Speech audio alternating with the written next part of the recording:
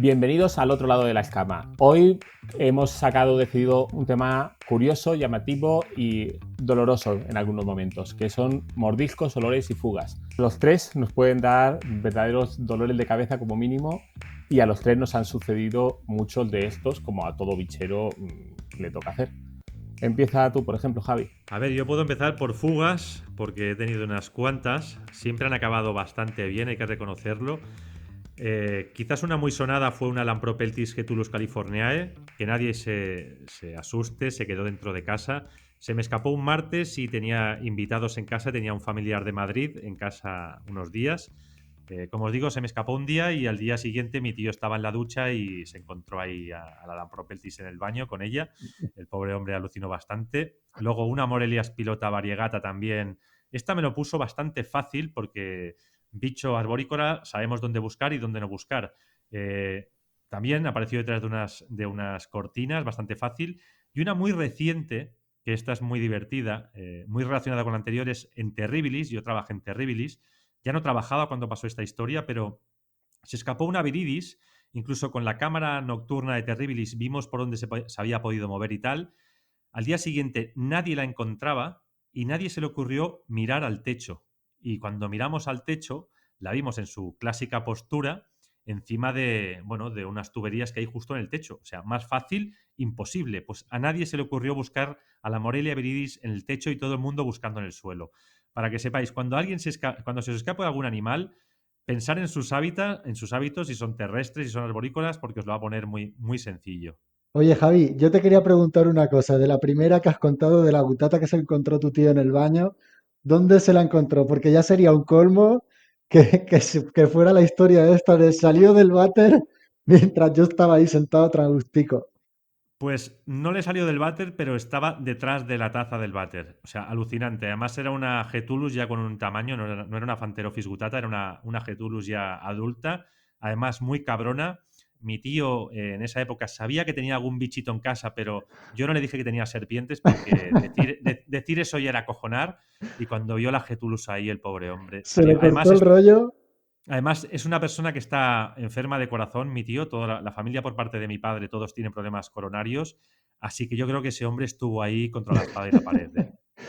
No, no es para reírse, pero no veas la situación de encontrarte algo así. Además, también relacionándolo con otro tema, ¿no? Como cuando sales a bichear, que normalmente quien va a encontrar lo que tú estás buscando es la persona que llevas al lado que le da miedo lo que tú estás buscando. Suele pasar esto, ¿eh? Ay, me voy a ir de tema, pero es que no puedo evitarlo. Me acuerdo una vez, bueno, dos veces que me han ocurrido lo que tú comentas de salir a bichear. Una iba con un niño de la mano, eran dos alumnos de mi mujer, eran dos mellizos, iguales los dos, y yo llevaba uno de la mano y tendría unos 3 años. Y delante de mí se cruzó, pues a 4 o 5 metros, la culebra bastarda más grande que he visto en mi vida.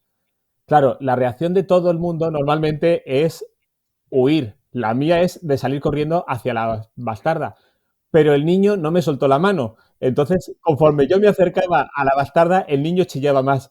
Y yo no entendía nada porque es que la bastarda estaba ahí y yo tenía que salir corriendo. Y el niño cada vez chillaba más y más y más y más. No era... Creo que el pobre se quedó traumatizado de por vida, pero no por la serpiente, sino por el loco que le llevaba hacia el peligro. Hacia la Esa, muerte. esa y otra vez que estaba paseando Pero con... escucha, Antonio, perdona, no mientas, le has echado la culpa al niño. Has dicho que el niño no te soltaba la No, mano, no, ¿eh? no, de verdad, no me soltó la Seguro mano que era él. tú el que del No, susto, no, de la no, de verdad, o alegría.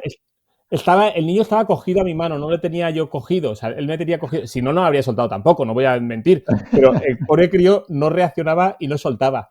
Es como otra vez que también iba de paseo iba con mi mujer y con unas señoras mayores, y se me cruzó una culebra de escalera.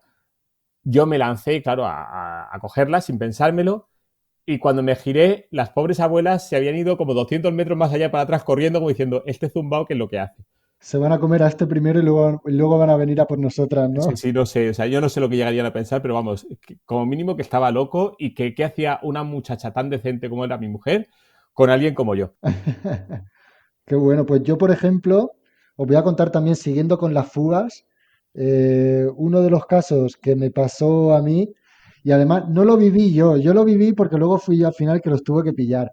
Y nosotros ya sabéis que antes teníamos el local, hasta hace un año y poco, donde teníamos a todos nuestros animales. Allí además teníamos 6 tupinambis. Pues hubo un momento en el que dejé juntos 2 hembras con un macho, adultos en un terrario bastante grande. Pues mi hermano nos estaba fabricando unos terrarios y ¿qué pasó? Que abrió la puerta, se mete y empieza a escuchar ruidos. ¿Y esto qué es? Y eso que te asomas y no ves nada, miras por ahí, claro, como él estaba ahí a su bola y los animales son míos y de Clara, pues él no sabe bien con certeza los animales que hay o que dejan de haber, o si los hemos cambiado de sitio, o si hemos tenido que llevar alguno al veterinario, lo que pueda pasar. Pues ya después de una de esas se gira y se ve a uno de los tupinambis, eran Salvator rufescens, se ve él al macho y claro, conforme se acerca, se asustó el macho y echó a correr. Entonces, claro, cuando tú ves una lagartija correr es como, ¡ay, qué gracioso! Pero cuando ves un bicho de 1 metro y pico y 5 o 6 kilos, da igual que corra hacia ti o que no corra hacia ti, pero tú ves lo ágil que es cuando él estaba acostumbrado a verlos en terrario tranquilamente o a sacarlos con una rutina del terrario. Y claro, la cosa cambió un montón, pues hasta que no pasaron 2 horas o por ahí, él estuvo ahí vigilando que ninguno se escondiera en algún sitio así más complicado de sacar o lo que sea. Y ya cuando llegué, me contó todo y me dice, mira, que esto está aquí, que ahí hay una hembra, que ahí hay otra hembra, y un percal interesante, que no me lo tuve que comer yo, pero fue muy interesante. Y tengo otra, pero si tenéis alguno de vosotros otra, decid la vuestra y luego os digo yo otra de las mías que también va relacionada con el váter. Bueno, yo tengo una que puede acabar en moraleja. Yo tenía muchas Lampropeltis cuando era un chaval y me siguen gustando mucho. Sigo teniendo alguna, la tengo Triangulum nelsoni o Polizona. Y la gente ha de saber que las lampros, bueno, cualquier culebra, en definitiva, va a buscar la manera de escaparse, ¿no? Entonces, yo ya se me había escapado alguna lampropeltis y no se me ocurrió otra cosa que para evitar más fugas, poner un celo, digamos, en la separación de los cristales del terrario, porque los tenía de puerta corredera y no de guillotina. Pues, ¿qué pasó? Que evidentemente la serpiente salió por entre los cristales hasta que se encontró el celo y se le quedó la cabeza pegada en el celo. Evidentemente la llevé a un veterinario y con un mosquito fue sacando el celo escama a escama, se le quedó la cabeza decolorada, así que la moraleja es, quien tenga alguna culebra, lo ideal es terrario de guillotina, sobre todo cuando son juveniles, cuando son adultas ya no se van a escapar, y sobre todo, si son pequeñas y lo vais a tener en terrario de puerta corredera, jamás le pongáis celo, poner un cartón, poner cualquier otra cosa, porque si no vais a tener una desgracia. Y luego, lo contrario, me ha sucedido cosas muy graciosas, el hecho de que hay serpientes que buscan el hueco imposible para escaparse y hay animales de terrario que aunque tengan el hueco más gigante del mundo, no se van a escapar jamás.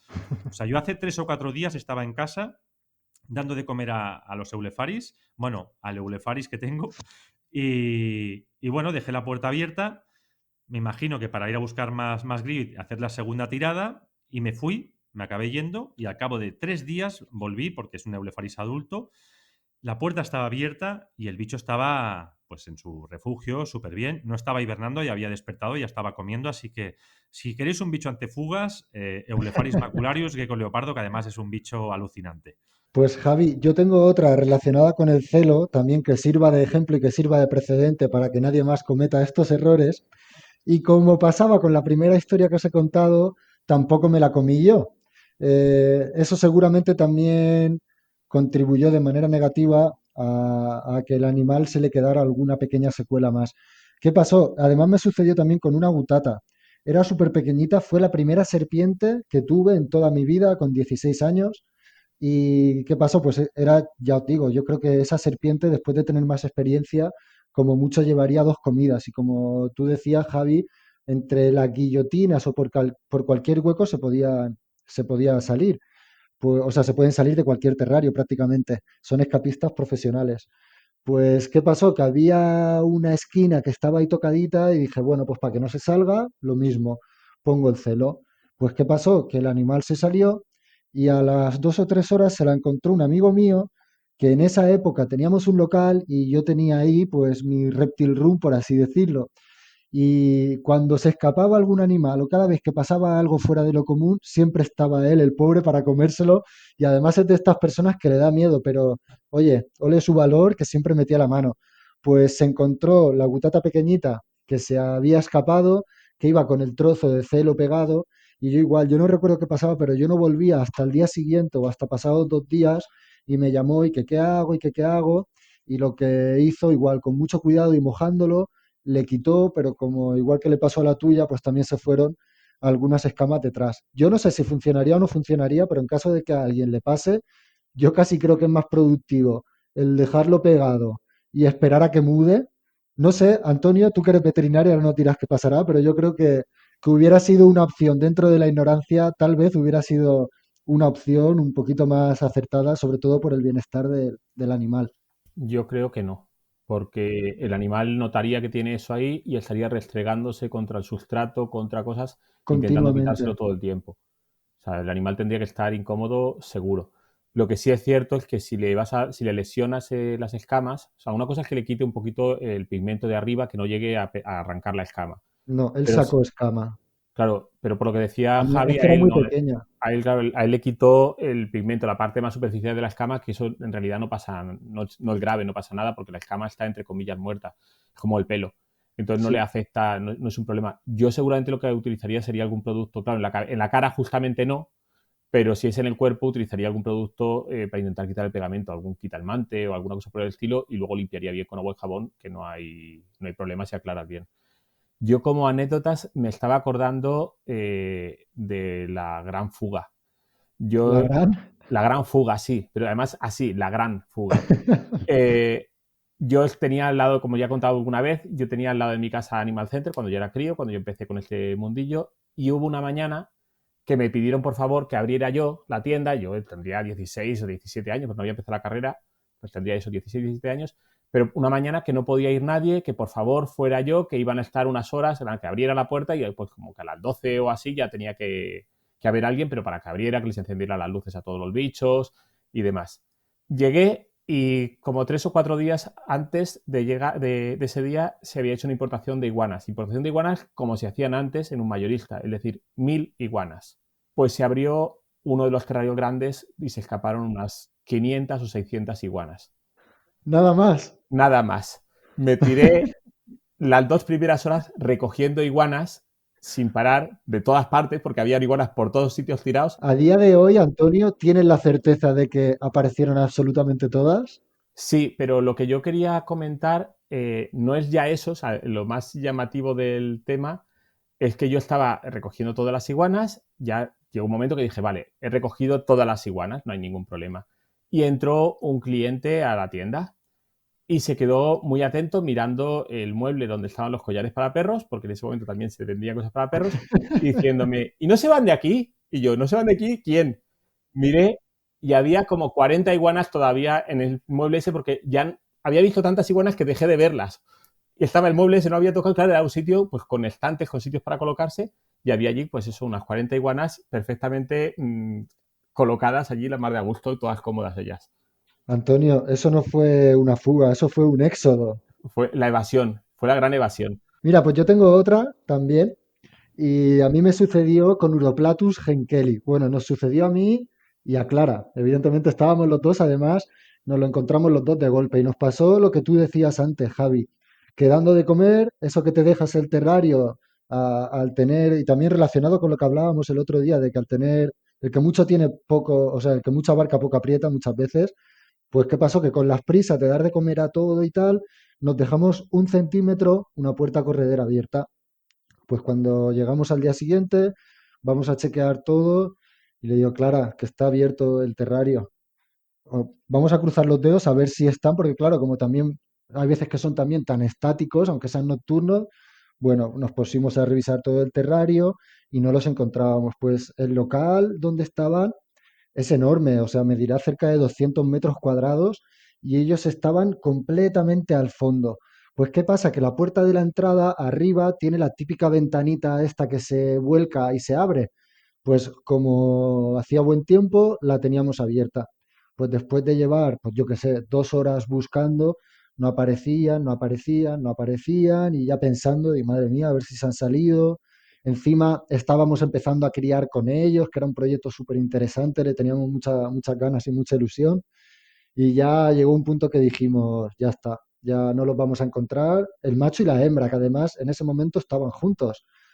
Pues en eso, que llevábamos un rato buscando y me entra un apretón y digo, bueno, pues voy al aseo.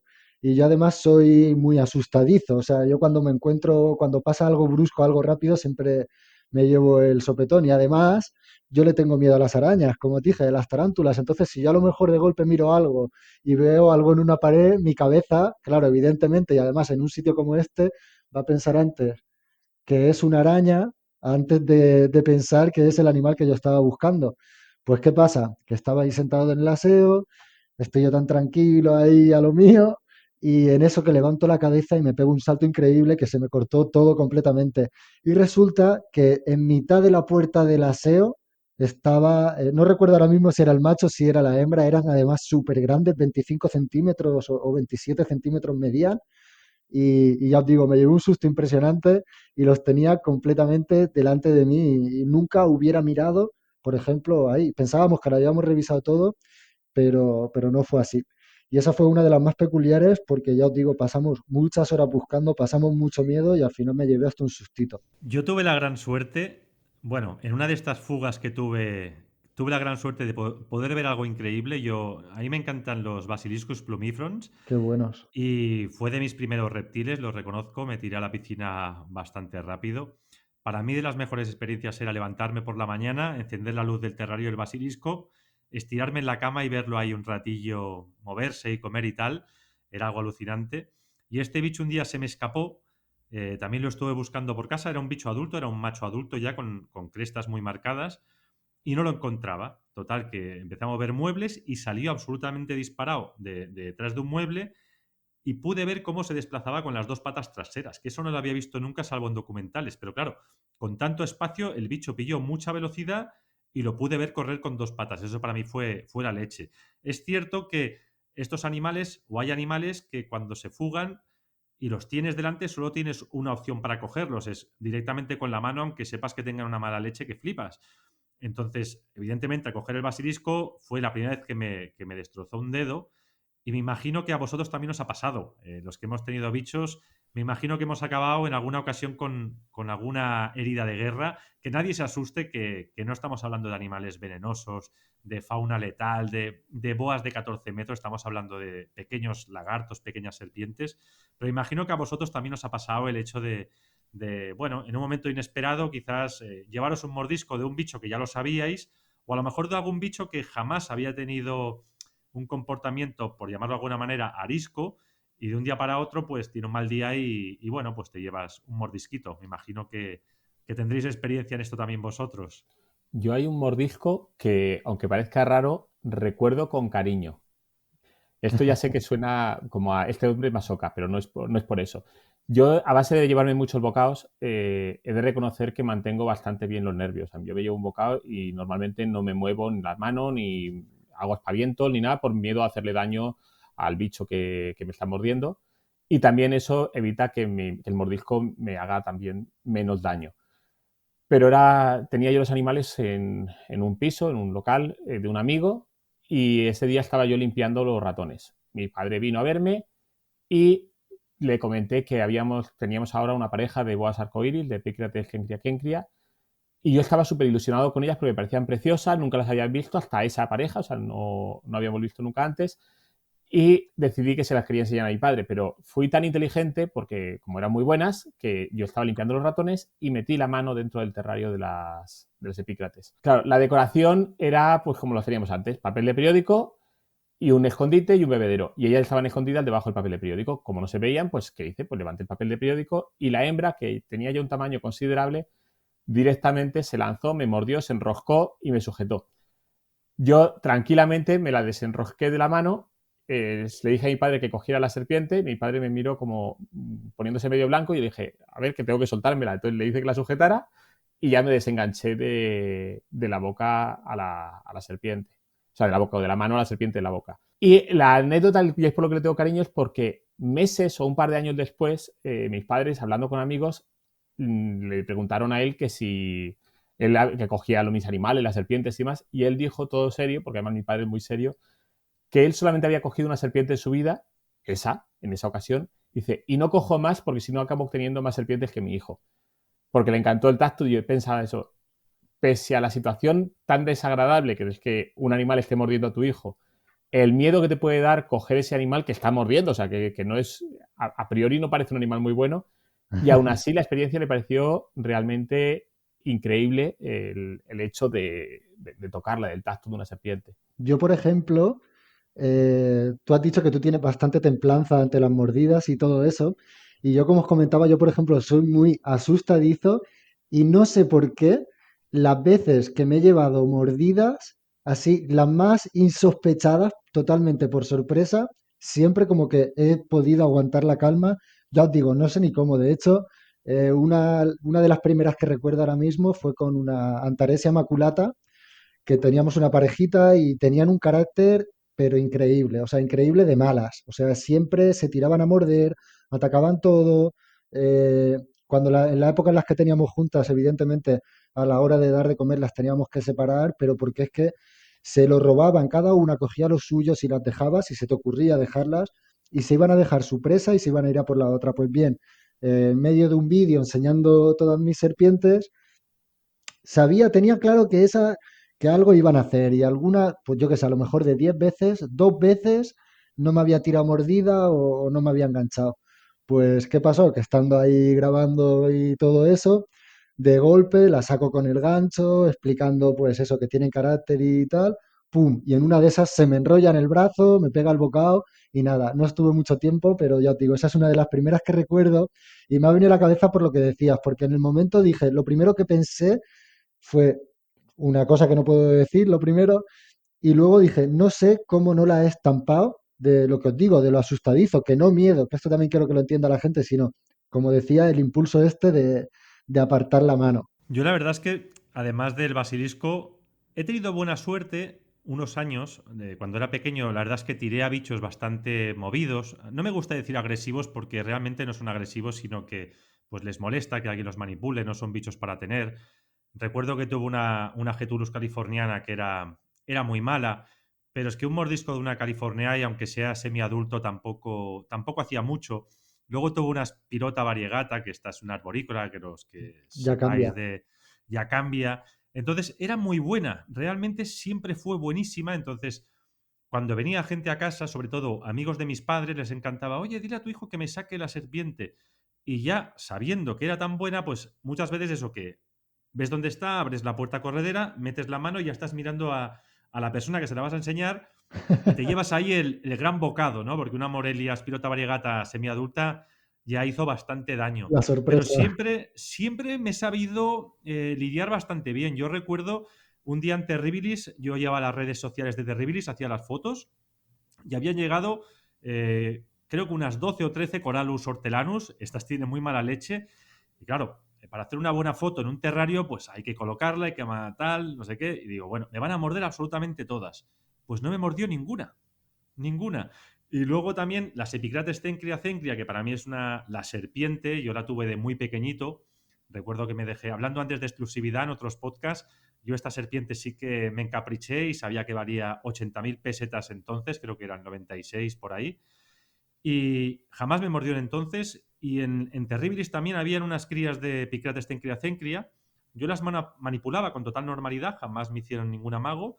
Cliente que se la llevaba, cliente que al cabo de 4 días me la devolvía diciendo que era una ametralladora, que era una grapadora. Digo, pero ¿cómo puede ser? Luego venía otro chaval, lo mismo, se la saco, le encantó. Aparte, perfectamente documentadas, chipadas, preciosas, nacidas en cautividad. A un precio ya no eran 80.000 pesetas, sino que eran creo que 150 euros como mucho.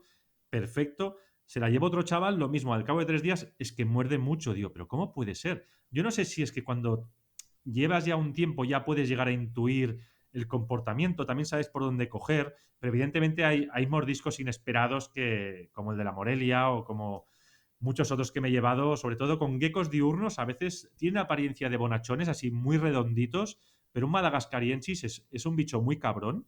Y yo con estos me he llevado algún susto, como dice David, inesperado porque no te lo esperas, porque los ves así rechonchetes, de colores así eléctricos, ojos muy redonditos, morro muy redondito, que parece que no te vaya a hacer nada, pero ojito con un Madagascarensis adulto porque hace daño, hace daño. Yo en mordiscos inesperados, el más inesperado no me lo llevé yo. De hecho, tuve la suerte de no tener que llevarme, que verlo siquiera. Es mi hermana, de los que yo recuerdo. Mi hermana estuvo trabajando en tienda de animales, era bichera por culpa mía, aunque le siguen gustando los animales, pero el enfermo era yo y yo se lo contagiaba un poco. Y de siempre su bicho fetiche exclusivo y que quería tener y que más ilusión le podía hacer en la vida tener era una corucia cebrata. Ya Este ves. sí es un bicho, normalmente son santurrones, súper buenos, majísimos, Cabezones. vegetarianos, pero con una boca muy, muy potente, como le demostró a mi hermana, y todavía tiene la cicatriz en las manos. Cuando por fin consiguió una, la compró, el mismo día se llevó el mordisco y ya llamó a la tienda y dijo, o vienes a buscarla o aquí se queda, pero yo no doy ni de comer porque yo no me atrevo a volver a meter la mano ahí dentro.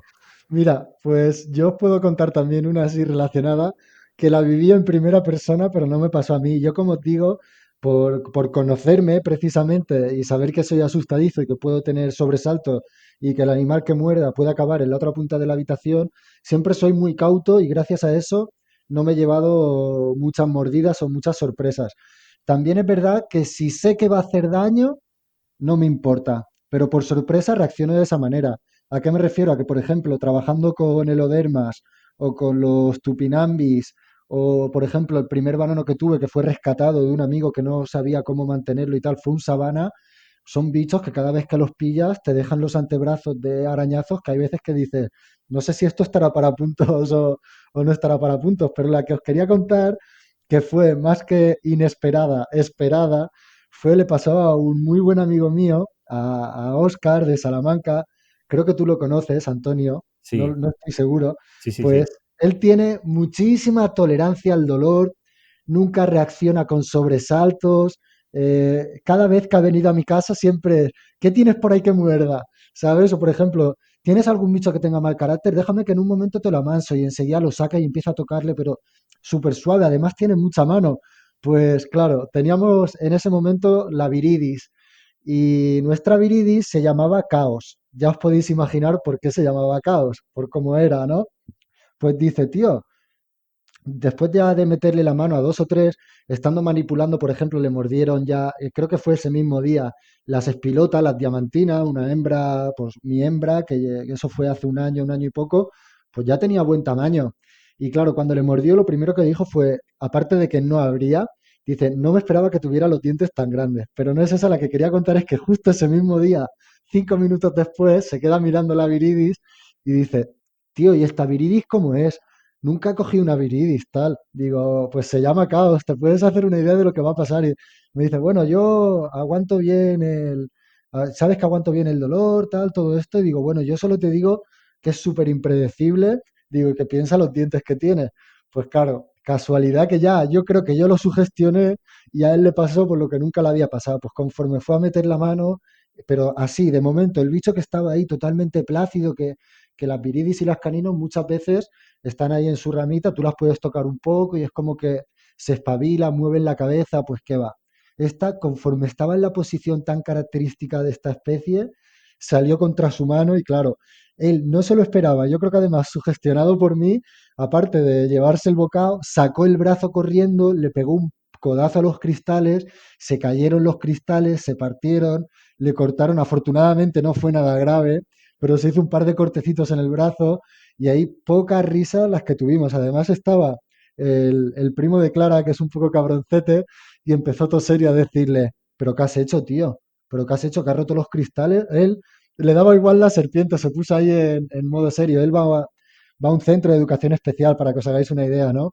Total, que era la primera vez que se conocían ellos y claro, Oscar tampoco sabía de qué palo iba Nacho, el primo de Clara.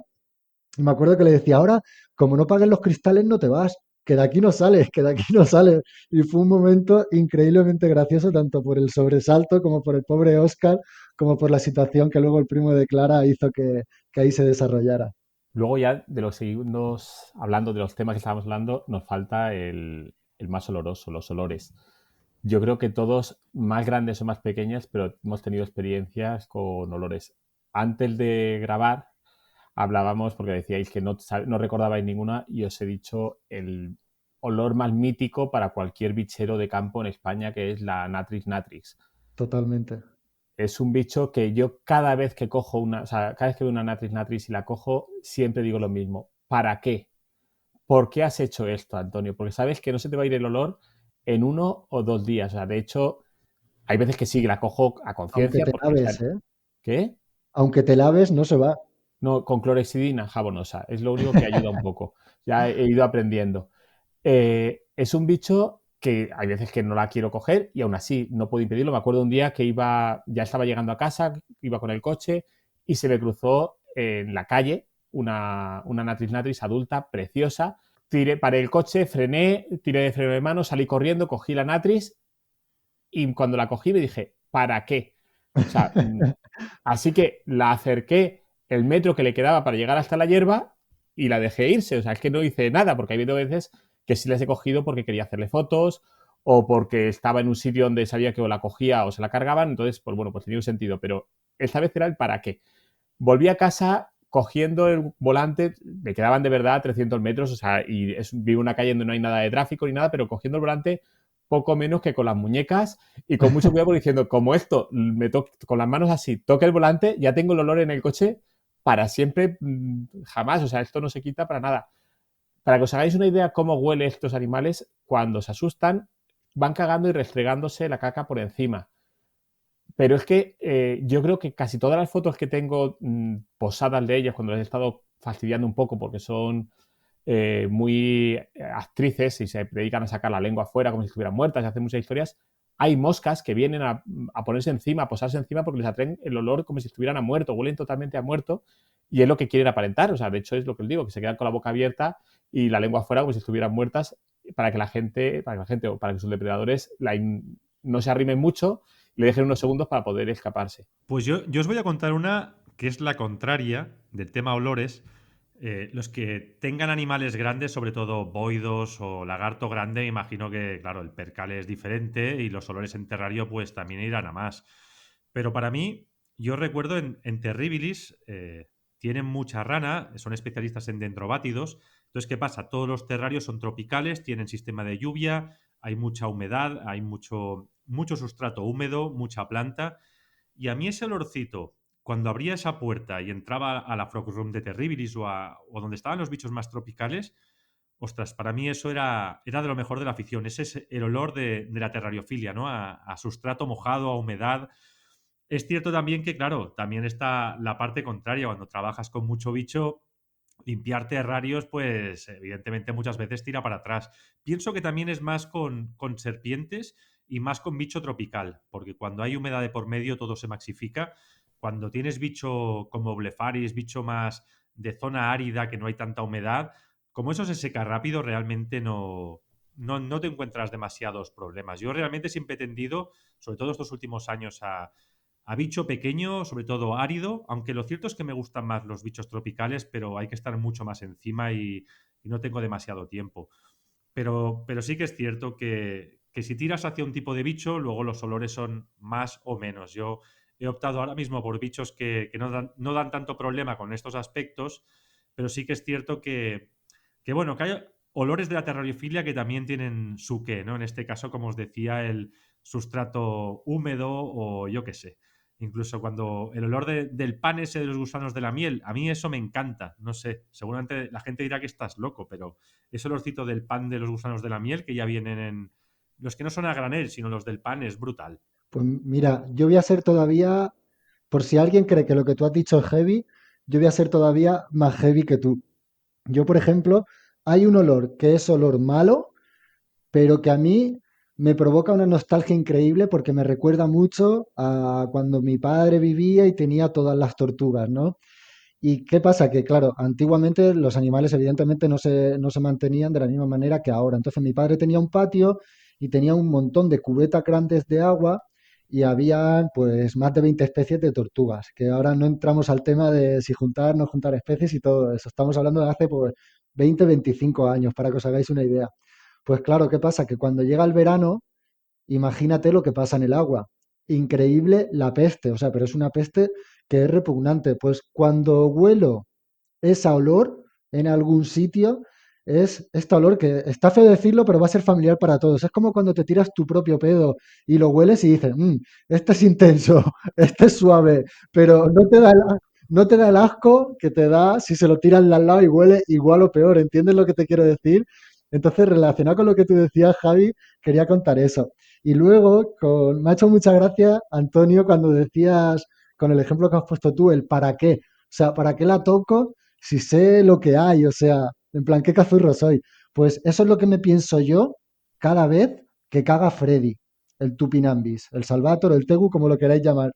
Es un bicho, como también decías tú, Javi, son ya bichos más grandes y es que hay veces que dices, no sé si esto lo ha sacado este bicho o se me ha colado el vecino, se ha metido en el terrario y lo ha hecho él. Pero os aseguro que cuando caga Freddy se nota en toda la casa y más de una vez me he arrepentido de decir, tío, no sé si quiero seguir pasando por esto porque es que es repugnante. Acabas de limpiar la habitación y cuando él hace lo que tiene que hacer, es alucinante la que se lía, o sea, la atmósfera que crea, y esa os aseguro que no me crea ningún tipo de nostalgia en absoluto. Yo eso me pasaba con el primer varano que tuve, era un Varanus niloticus, Calígula, por lo mismo que Caos, con el nombre, iba muy a juego.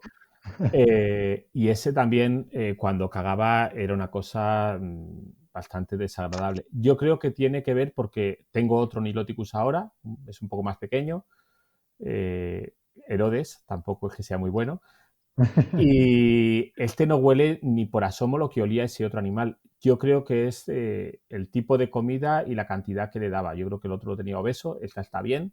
Entonces, la cantidad y porcentaje de heces son distintas y también el sustrato. O sea, de hecho, este lo tengo, no es un terrario bioactivo, pero casi, con mucha hoja, con algún bichillo y demás. Y como cagan casi todo en el agua, la verdad es que no me da demasiados problemas. Ahora, el olor más desagradable que he olido en mi vida, y soy veterinario, he estado en salas de necropsias y he tenido perros con enfermedades infecciosas como parvovirus, que eso ya es decir, y el olor más horrible que he olido en mi vida de todos fue, una vez más, en la tienda de animales, que se murieron dos serpientes, eran entonces el Afe radiata, ahora son Correlopsis, no, Treophis, no me acuerdo exactamente el nombre científico ahora, radiata, que se murieron y se quedaron muertas encima de la manta calefactora. De la manta no, de la piedra calefactora. Se hicieron en su jugo, o sea, esos pobres animales, la piel estaba entera, pero dentro era líquido. Y el Claro. olor era una cosa Buah. realmente impresionante, o sea, con arcadas para intentar sacarlas de allí y con arcadas entrando simplemente en la tienda. O sea, de hecho, estoy hablando también de hace 20 y muchos años. Había un extractor de aire, pero ni por asomo lo que tendríamos ahora de ventilación montada, ni un aire acondicionado que pudiera ventilar, ni forzar esa ventilación como tocaba. Era un olor realmente desagradable.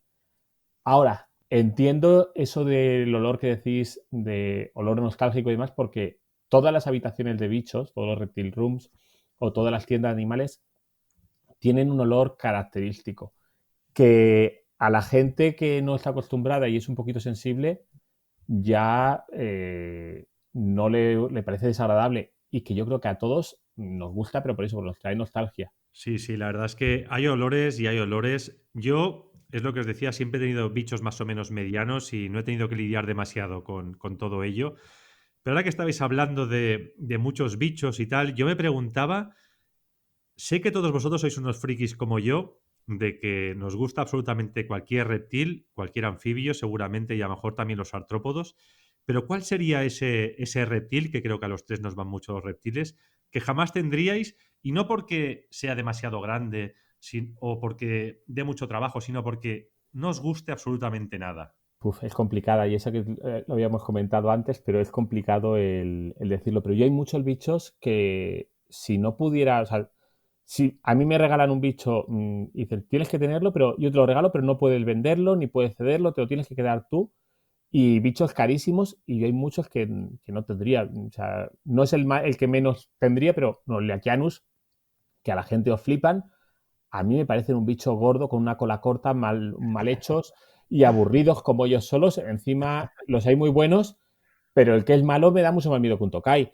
O sea, y esto en animales de tamaño más o menos pequeño, pero no sé, una Molurus grande o una reticulada. Yo digo siempre que yo tendría un bicho de ese tipo si pudiera permitirme el pagar a alguien para que cogiera la pala y la limpiara. O sea, por no limpiar eso, vamos, ni por asomo tendría esos bichos. Mira, yo, por ejemplo, lo que no tendría y lo tengo, y no por mí, es por Clara, porque, y siempre se lo he dicho, digo, tío, con toda la variedad que hay, o sea, no lo entiendo, o sea, más allá de tener un récord entre comillas, y es con la rana toro, tío.